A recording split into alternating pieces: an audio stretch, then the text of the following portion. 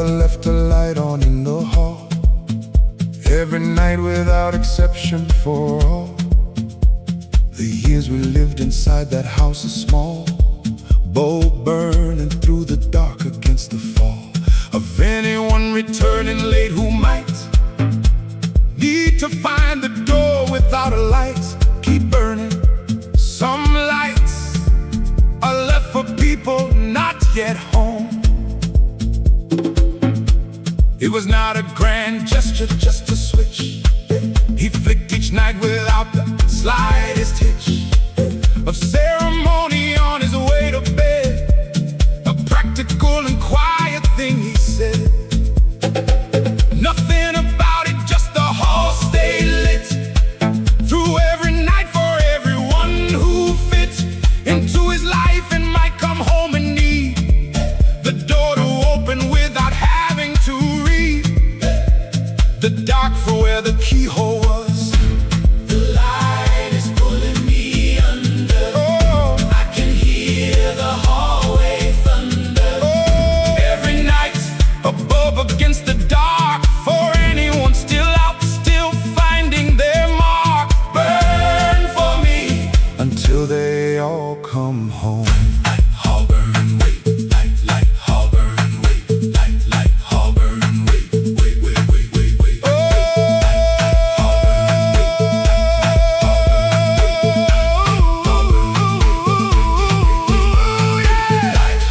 light, hall burn, wait. Switch, hold, switch, no. Light, hall burn, wait. Switch, hold, switch, no.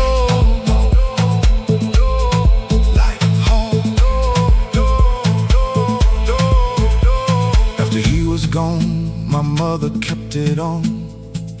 Every night the same small bulb, the drawn habit of it stronger than the knowing that nobody was out there, nobody coming home late anymore. But still she left it burning, said the house felt wrong, bereft it of the light he always left. She said the dark of an unlit hall was a different kind of dark than any other darkness in the house. They say the dead release the vigils that they kept, but my father left his lights burning in my mother's hand. I do not need everyone to still be coming home. I only need the hall light on when the house goes to sleep. When the house goes to sleep. The house goes to sleep. Trust the small bulb in the hall. My father left a light on in the hall.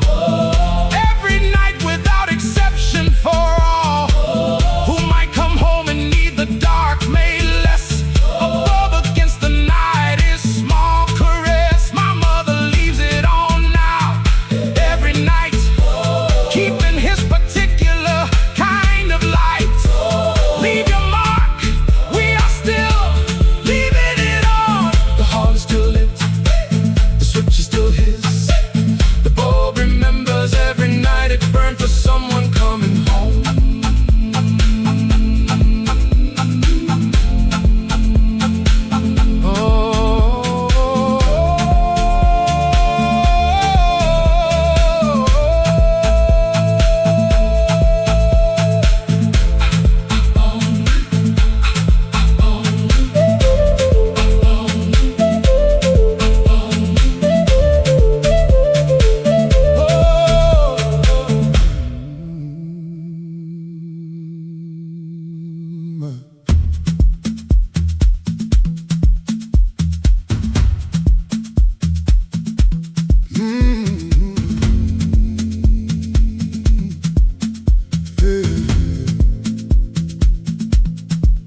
My father measured us against the frame of the kitchen door and wrote each name beside the notch he made with his pen and knife.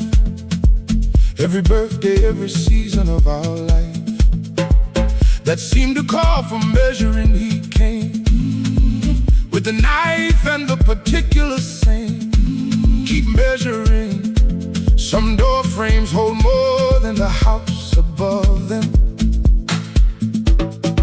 The notches climb the frame from 2 feet up to where we stopped growing, where the cup of childhood emptied out into the height of whoever we became. He marked it right there in the wood beside our names and dates, the evidence of years, the opening gates of every inch we grew without a plan. From the child pressed back against the grain of that particular door into the man. The door frame is pulling me under. I can hear the penknife thunder. Every birthday pressed against the wood. He measured what the years had understood. Stand for me against the frame. Stand for me against the frame. Frame notch, name grow.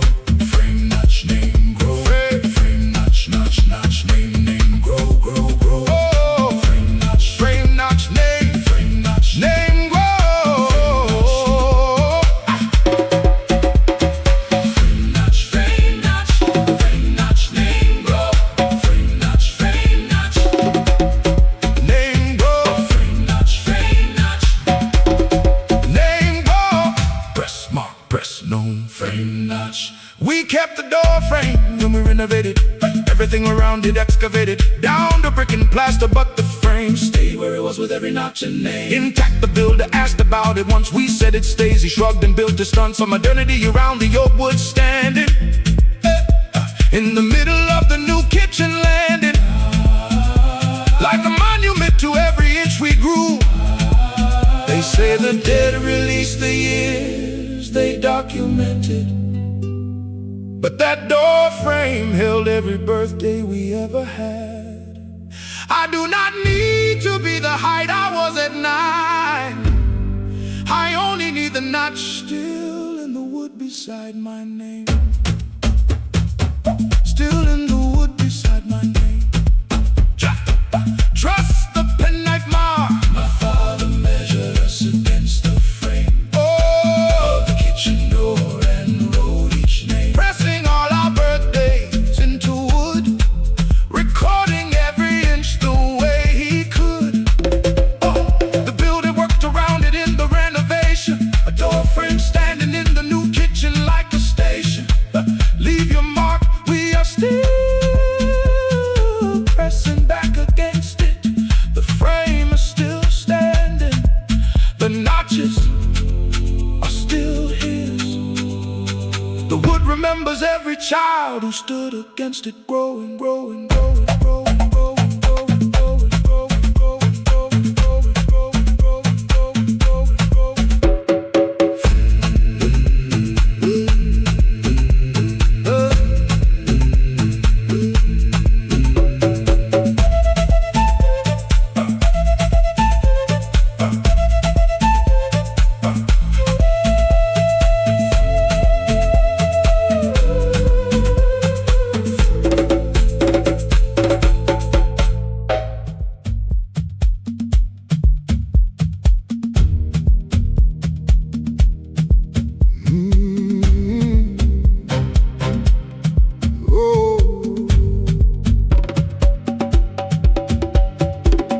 grandfather had a pair of black gloves kept in a box on the wardrobe where they slept.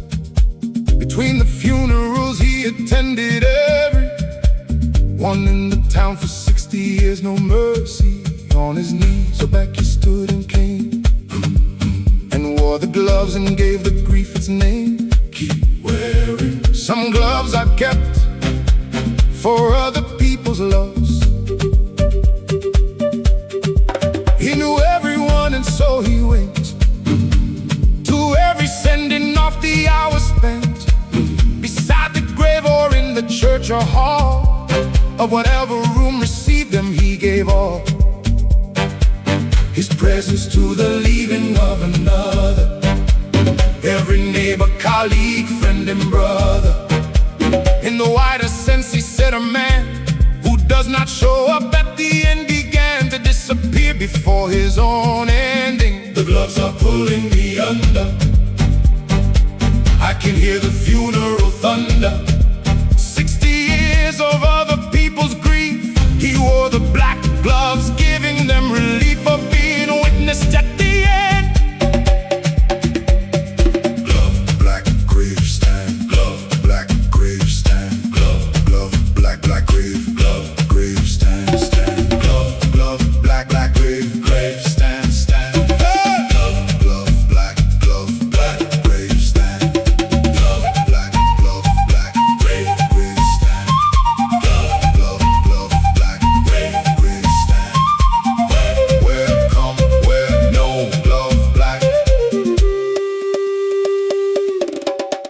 The gloves were at his own funeral, worn by my father, who had found them on the morn of the arrangements in the box exactly where they always were. He wore them factly, without discussion, just put them on, and stood beside the grave of the man gone, who had taught him by example over years that showing up is how you hold the tears of a community together at the end. They say the dead release the duties that they carry, but my grandfather left his gloves for my father's hand. I do not need to have known everyone he buried. I only need to put the gloves on and show up. Put the gloves on and show up. Trust the black gloves in the box. My grandfather had a pair of black gloves kept in a box on the wardrobe where they slept. Between the funerals, wearing them for 60 years, standing at the graveside, holding someone's tears. My father wore them at his own father's grave. The last funeral, the gloves were made to say, leave your mark, we are still showing up. The box is still on the wardrobe. The gloves are still black. The graveyard remembers every hand he offered to the grief.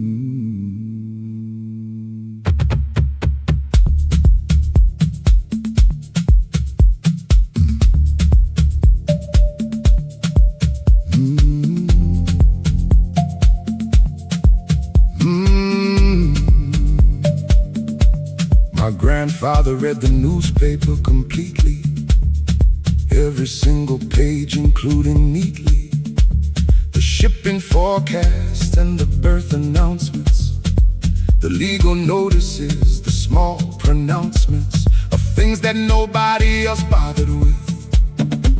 He said a paper is not a myth. Keep reading. Some men know the whole world their attention. He read the deaths column every morning first. Said you should know who the day has dispersed before you read about the living then. He read the rest from front to back again, folded it along the original crease. When he was done, as if to give it peace, stacked it in the corner by the chair, a record of the weeks accumulating there, until my grandmother moved them every month. The newspaper is pulling me under. I can hear the newsprint thunder, every page including shipping and the dead. He gave the whole world his attention instead. Read from me to the very last line. Paper, page, death, fold. Paper, page, death, fold. Paper, paper, page, death, fold, fold. Paper, paper, page,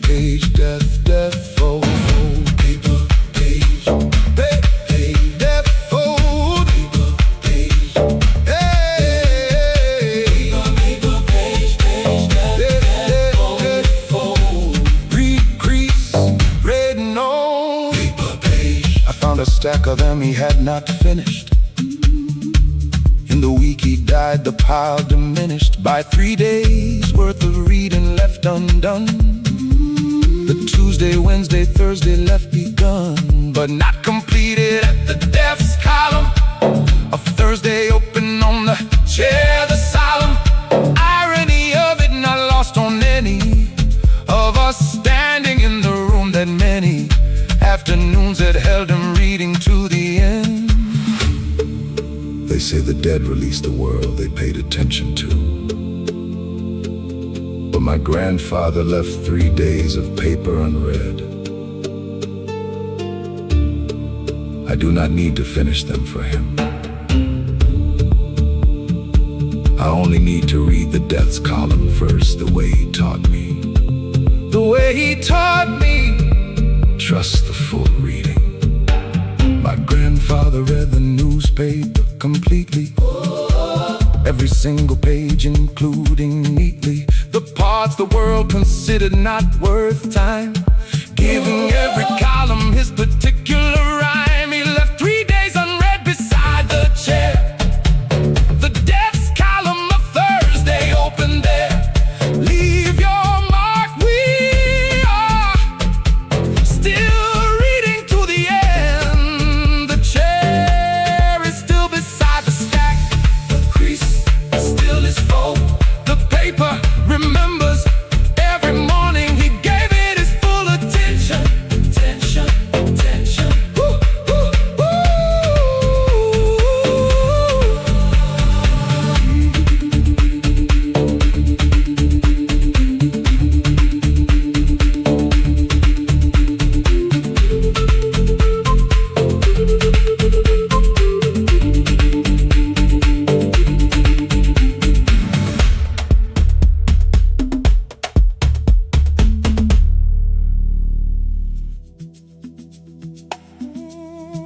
Ooh, yeah.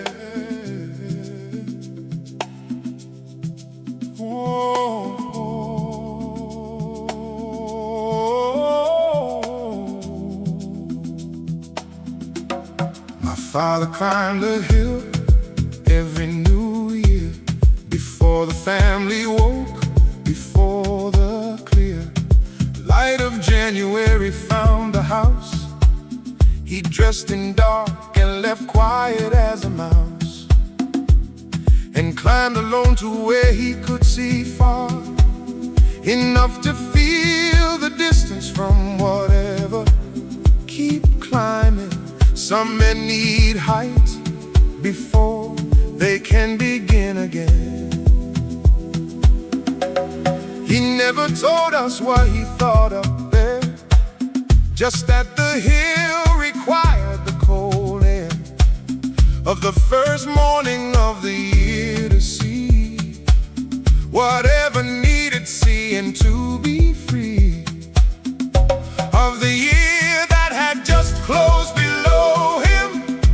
In the valley he stood until the slow hymn of dawn arrived across the distant ridge, then came back down and crossed the frozen bridge of the stream behind the house and made the tea.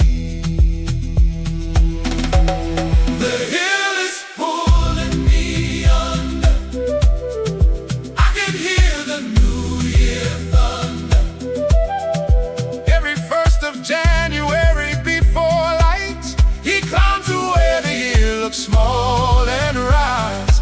Climb for me before the house wakes up.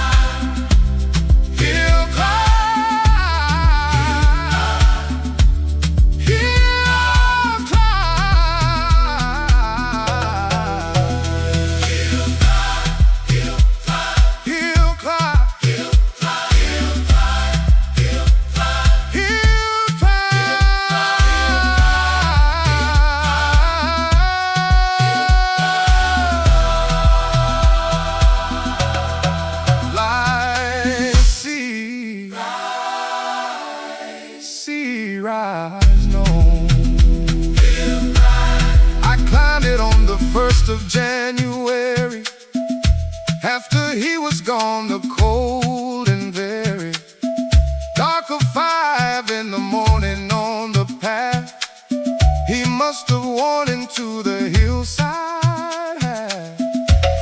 A century of New Year mornings pressed into the ground I climbed, and at the crest stood where he must have stood and looked below at the valley and the house and the slow first light arriving over the distant ridge.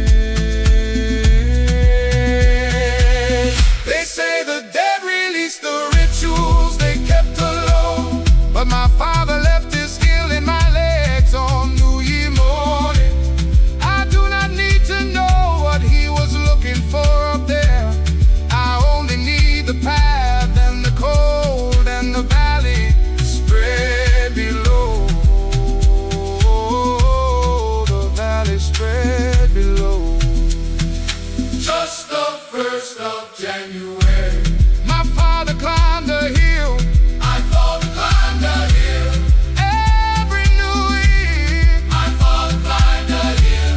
Before the family woke, before the clear light found the house, he went to find the height, that let him see the golden year as right. Oh, I climbed it after him and found the view, the same cold ridge, the same arriving blue.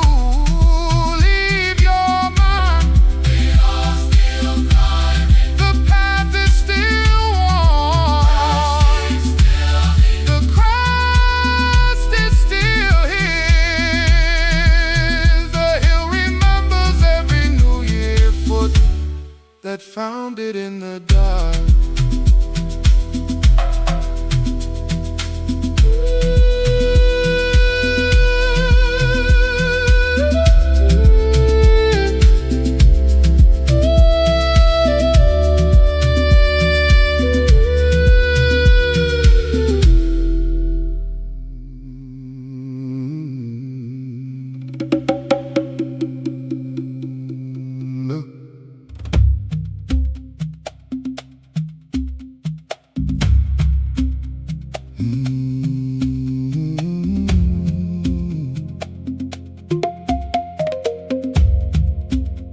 My grandfather always had a handkerchief, white and pressed and folded like a brief.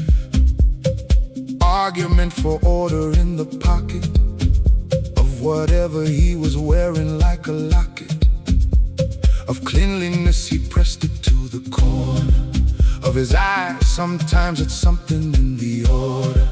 Keep pressing. Some men carry tenderness in linen. He used it for everything: a child's face, a smudge on glass, a tear without disgrace. He wiped away before it could be seen.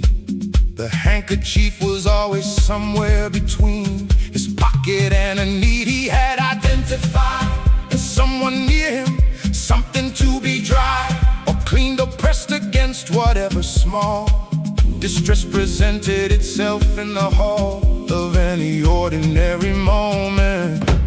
The handkerchief is pulling me under.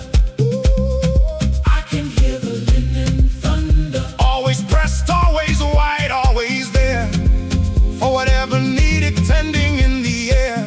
Press for me against whatever needs it. Linen press, white fold, linen press, white fold, linen press, white fold, linen press, white fold, linen press, white fold.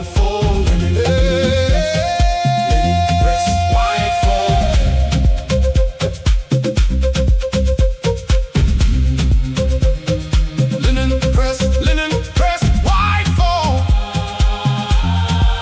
Dry ten, dry no. Linen press. I found 17 of them in his drawer, all pressed and folded just as they were for every pocket of his adult life.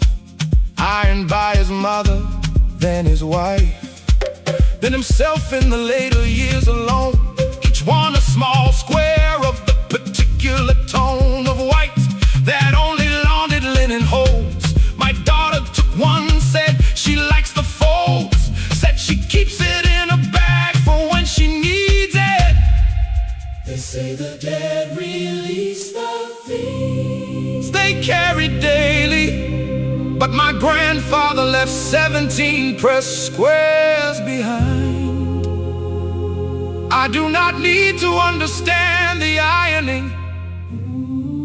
I only need my daughter reaching in a bag for the linen, in a bag for the linen. Trust the pressed white square.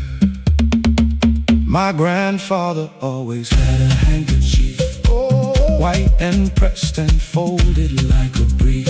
Argument for order always in his pocket, always finding something small to tend and lock it. My daughter carries one now in a bag, pressing it to whatever small distress might drag.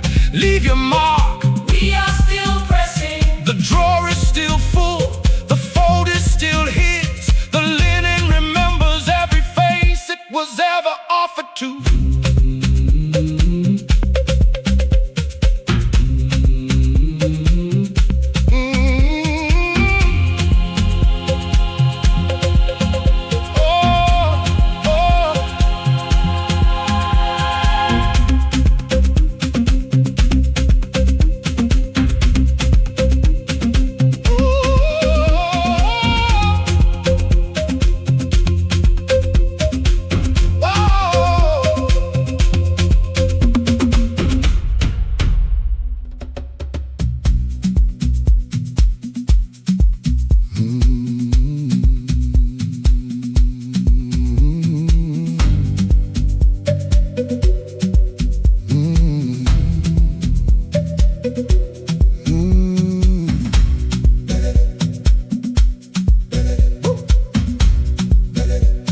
My father kept a blanket in the boot of every car he owned, from the root of his driving life. A wool one folded into quarters, always there and hold it against the cold, against the breakdown, against the possibility that someone fenced. Keep folding. Some preparations are a form of love. He never used it, not once in 40 years of driving through the winters and the fears of motorways at night. The blanket stayed folded in the boot, the price he paid for peace of mind against the hypothetical, the cold that never came, the theoretical. Strangers stranded on the road at night, the breakdown that did not occur despite the 40 years of possibility. The blanket is pulling me under, I can hear the bootleg thunder. 40 years of folded preparation, a wool square against imagined devastation. Warm for me inside the boot, blanket, boot, fold, cold, blanket, boot, fold, cold, blanket, blanket, boot, boot, fold, fold, cold, cold, blanket, blanket, boot, boot, fold, fold, cold, cold, blanket, blanket, boot, boot, fold, fold, cold, blanket, boot, like a boot, like a boot, blanket, boot, like a boot, like a boot, blanket, boot. Prepare, keep prepared, no. Blanket, boot, like a boot, boot, fold, fold, like a boot, blanket, boot. Prepare, keep prepared, no. Blanket boot. I found it when we cleared the car the week after he was gone, still folded neat into its quarters in the corner of the boot, unchanged, untouched, a kind of proof of all the winters it had been prepared for, and I needed all the cold it dared to meet and never had to. My brother took it, put it in his car and has not looked at it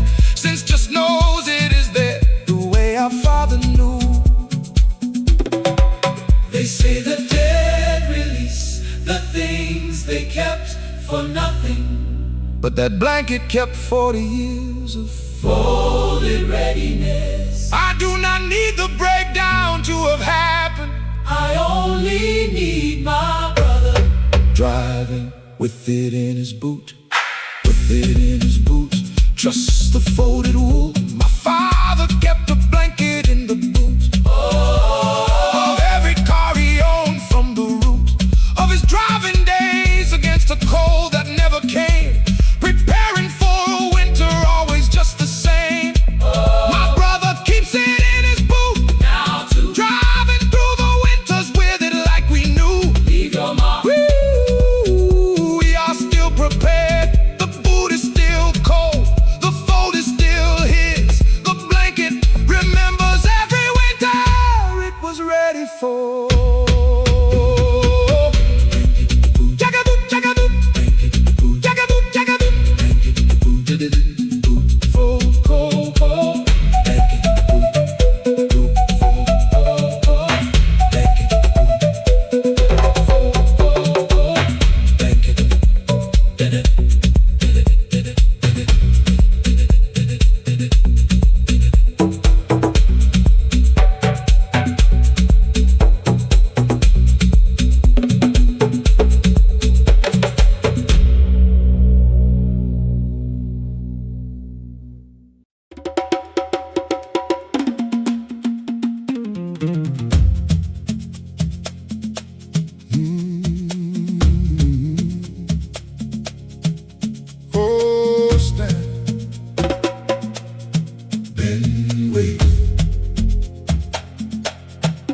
My grandfather had a way of saying goodbye that nobody has managed to apply to any subsequent farewell since then.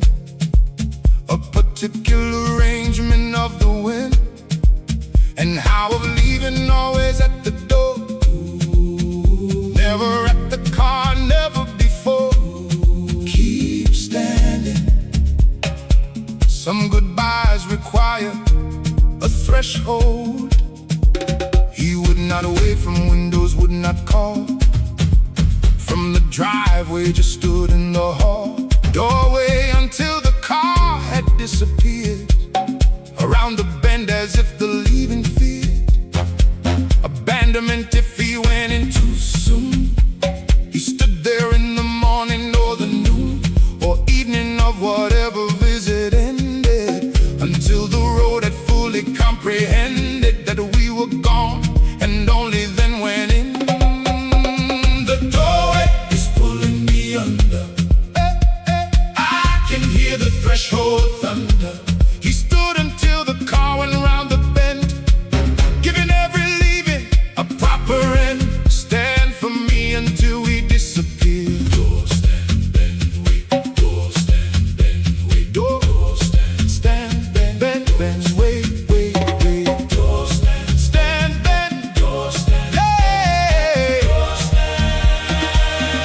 Stand, bend, wait. Wait, oh, wait, no.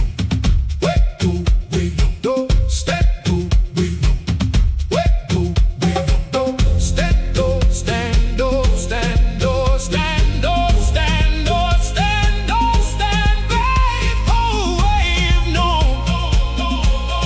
Door, stand. I caught myself last Sunday at the door, watching my daughter's cart onto the shore of the bend, took it and I understood. I had been standing there the way he stood for longer than I knew, without deciding to inherit it, just finding myself at the threshold, watching until dawn, the way he always did, carrying on.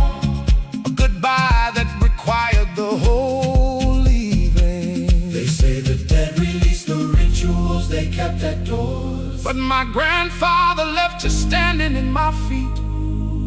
I do not need to know, I learned it from him. I only need the doorway and the bend in the road. The bend in the road. Trust the standing until gone. My grandfather had a way of saying goodbye that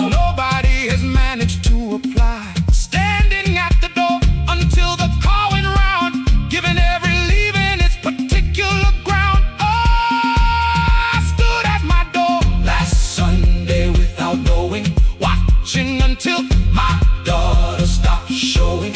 Leave your mark. We are still standing at the door. The threshold is still his. The bend is still there. The doorway remembers every leaving it was given.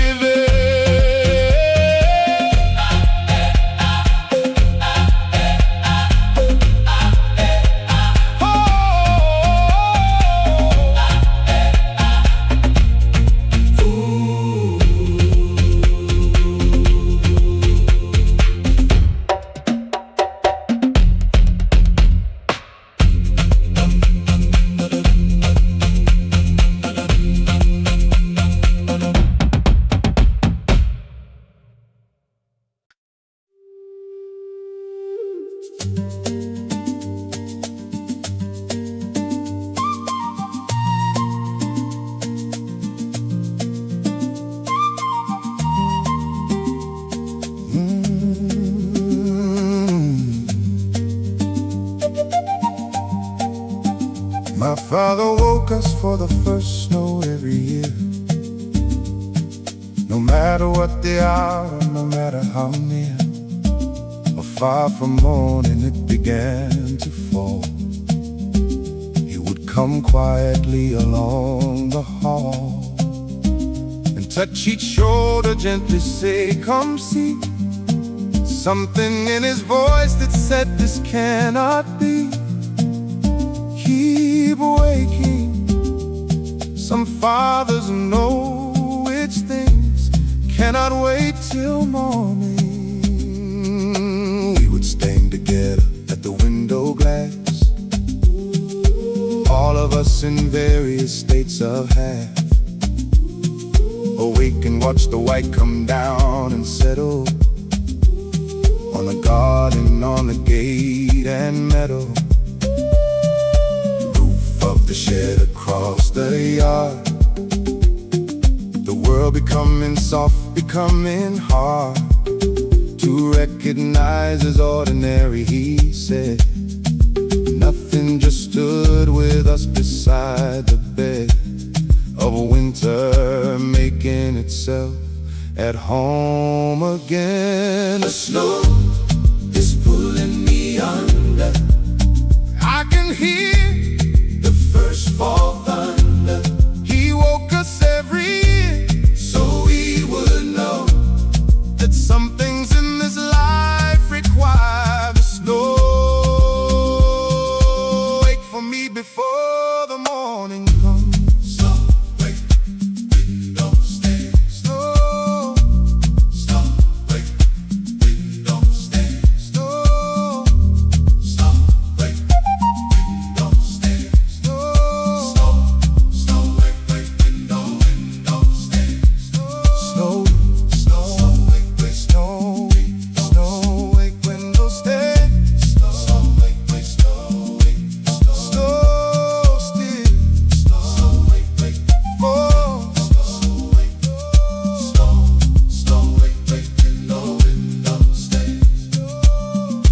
Winter after he was gone, the snow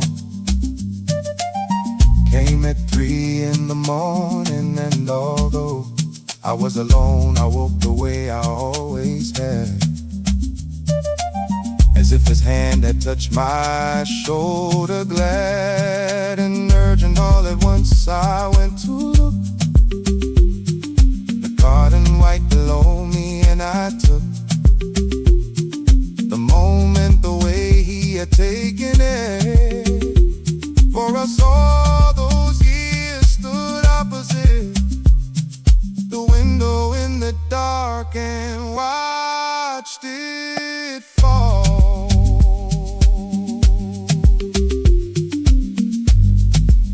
They say the dead release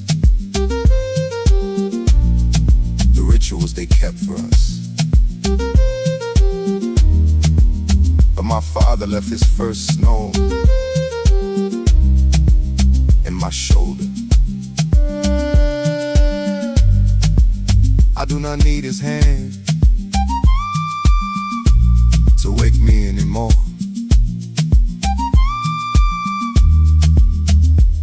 I only need the first snow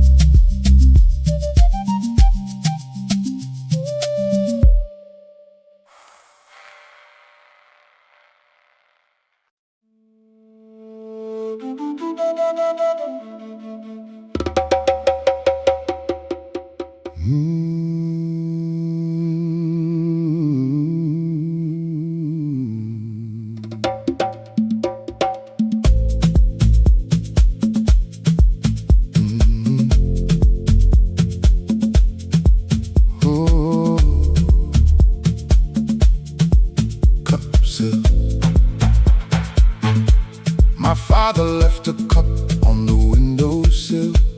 The morning of the day he became still, in the way that people become still for good. A cup of tea half finished where he stood, looking at the garden in the early light of a Tuesday, nothing particularly. Keep believing. Some cups are abandoned mid-thought, mid-morning.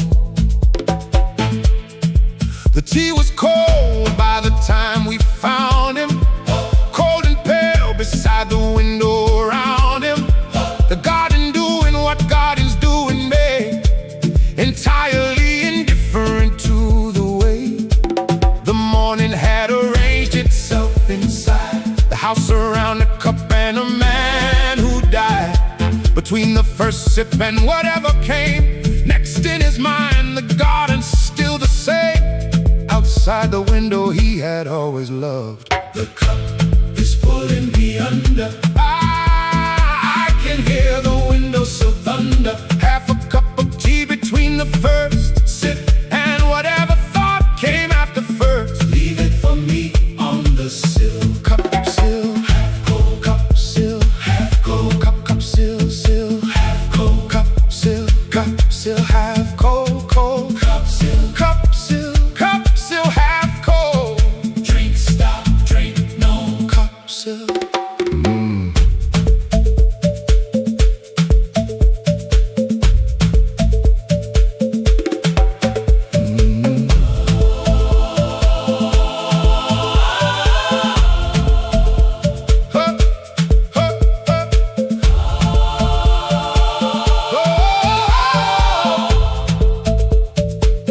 My mother left it there until the evening. Nobody moved it through the grieving hours of that Tuesday. Let it sit in the exact position he had left it, as if the cup might tell us something still about what he was thinking at the sill. What the garden showed him in that last moment between the present and the past, that made him set the cup down where he did. They say the dead release the mornings they were standing in, but that cup held its Tuesday on the sill till evening. I do not need to know what he was looking at. I only need the garden still doing what gardens do in May. What gardens do in May. Trust the hat, drunk cup. Oh. My father left a cup on the windowsill. The morning of the day he became still. Half a thought between the first sip and the last. The garden green and indifferent to the past. My mother left it there till evening fell, letting the cup keep whatever it could tell. Leave your mark. We are still looking at the garden. The sill is still his. The cup is still half full. The cup is still half full. The window remembers the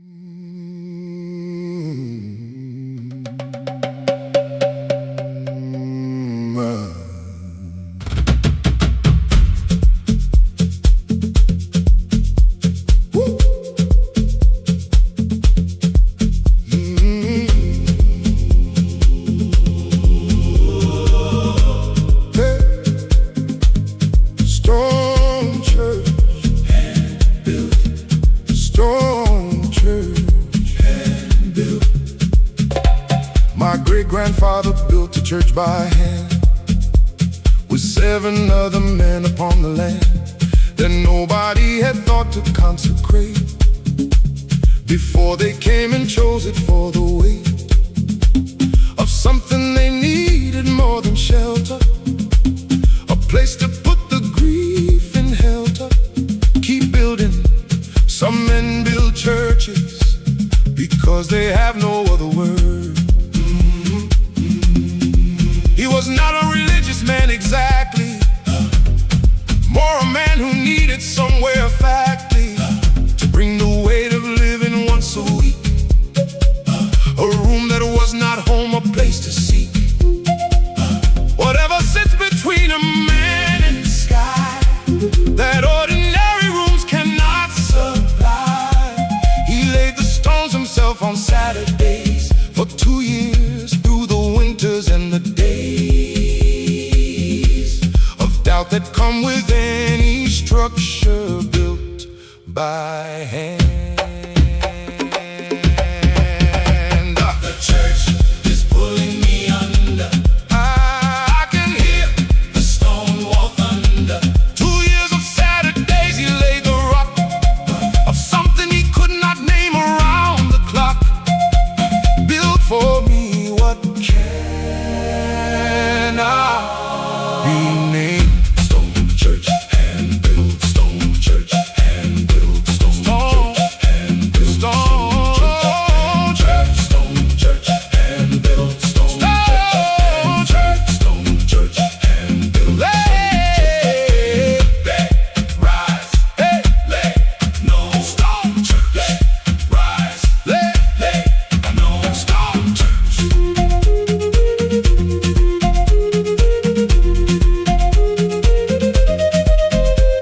The church still stands, the congregation gone, but the walls remain, and every stone upon another is a Saturday, his winter, his particular and untheological splinter of faith in something worth the building worth, the cold knees and the mortar and the birth of something permanent above the field. My son went there last autumn, said it healed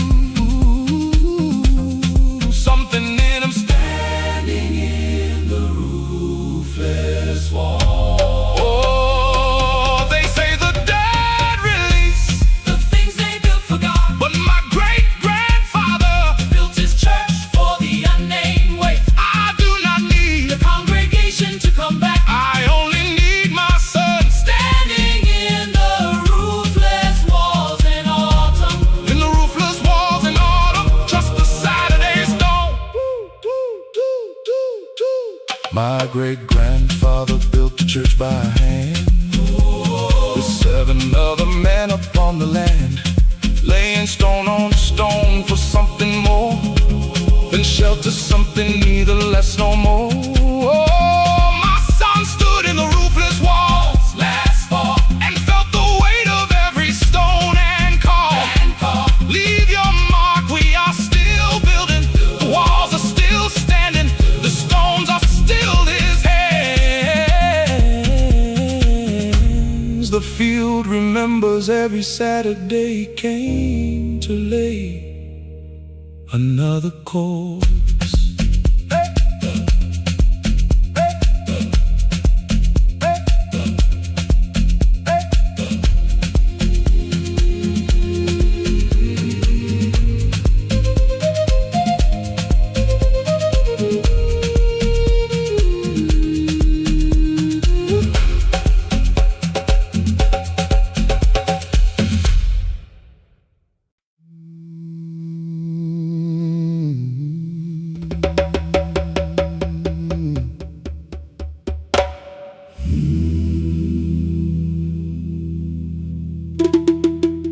My father let me stay home from school one day,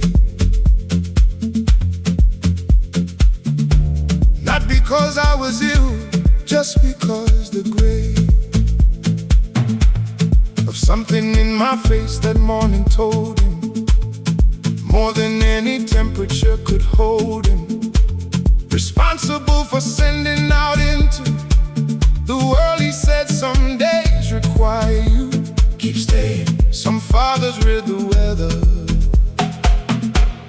inside a child.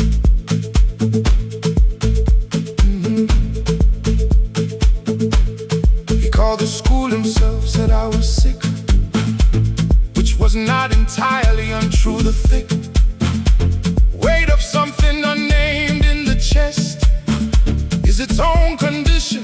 He knew the test of it from somewhere in his own childhood. Probably a day like this, should I go or should I not? That tipped into the state, and the day that gripped him differently than any school day could. The stain is pulling me under. I can hear the school day thunder. He read my face before I knew the word for what I felt, and made one phone call heard. Stay for me, one ordinary day. stay home, face ready. Stay home, face ready. Stay home, face ready. Stay home, face ready. Stay home, face ready. Stay home, stay home, stay. Call no, call no. Stay home. We spend the day doing nothing in particular. I walk a sandwich, something perpendicular to the usual shape of either of our days. He did not go to work, we moved through the haze of an ordinary Tuesday, made extraordinary by the simple act of staying in the dictionary. Definition of a father, reading what his child needed before the child had what it took to name it themselves. They say the dead release the days they gave us, but that Tuesday lives in me more than any school day. I do not need to remember what we did. I only need to know he read my face before I knew what it said. Before I knew what it said. Trust the one phone call. My father let me stay home from school one day. Not because I was ill, just because the gray of something in my face told him what I need before I had the language for the need. Oh, we spent the day in nothing and in everything, the kind of day that only staying brings. Leave your mark. We are still Reading faces, the school is still there. the phone call is still his. The day remembers every hour we spent doing nothing together.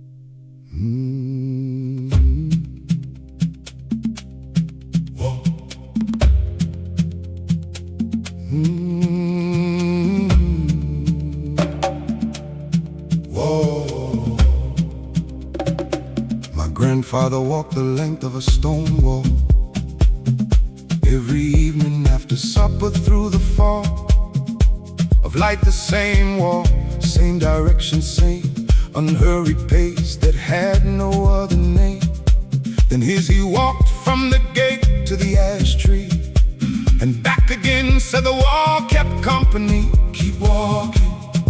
Some walls are built for leaning on with the eyes. The wall was old before him, built by someone whose name the field had long since overcome. With grass and time he walked beside it nightly, trailing his hand along the stones lightly, feeling the particular and various code of different rocks, the precarious stack of a loose one at the halfway mark. He always as if the wall required his maintenance. The wall is pulling me under. I can hear the evening thunder every night, from gate to ash and back. His handle on the stones, the same one track. Walk for me beside the field. Walk, walk, stone hand. Walk, walk, stone hand. Walk, walk, walk, walk, walk, walk, stone, stone hand. Walk, walk, walk, walk, walk, stone, stone hand.